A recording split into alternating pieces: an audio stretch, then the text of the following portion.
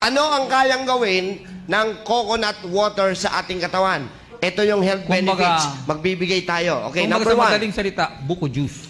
Oo, sabaw ng buko. Unang, Lowers blood pressure. nakabababa po ito ng presyon natin. Pagtaas. Bakit daw? Because meron po siyang vitamin C, potassium, magnesium na Nagbabalanse. balancing out the negative effects of sodium. Tandaan nyo, kaya po kayo hina-high blood, mataas ang alat, mataas ang sodium. Oh! So dahil po ang buko juice ay may vitamin C, potassium at magnesium, nire-regulate niya yung sodium.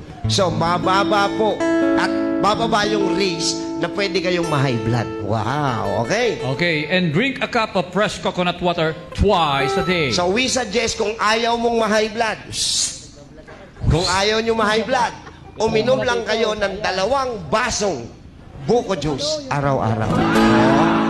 Mas mura yon kaysa mag-maintain ng gamot. Tama o mali? Tama. At syempre, maintains cardiac health.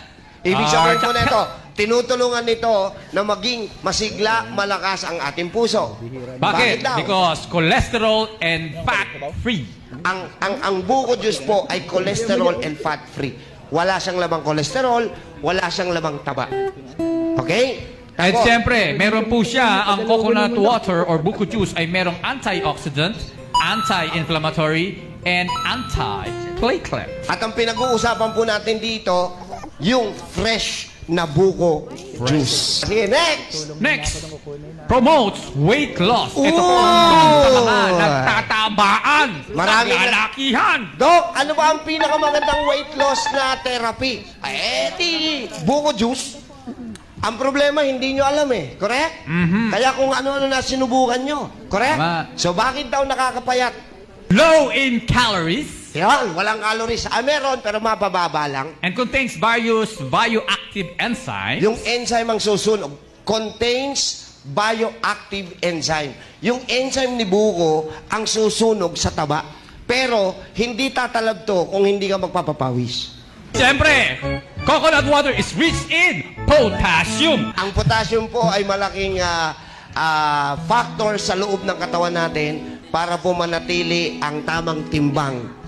Pagka ho tama ang potassium intake nyo, hindi ho kayo ma-overweight dahil si potassium ay tutulong sa digestion para ilabas ang mga dapat ilabas ng ating katawan. It treats headaches. Bakit daw nakakatanggal to ng headache at migraine? Kasi tandaan nyo, ang migraine at saka ang headaches, so kaya may headache, kaya may migraine dahil kulang tayo sa pag-inom ng tubig. So ibig sabihin, dehydrated ka. At dahil mataas ang electrolytes composition netong buko juice, dahil sa kanya, pwedeng maibsan ang headache at migraine.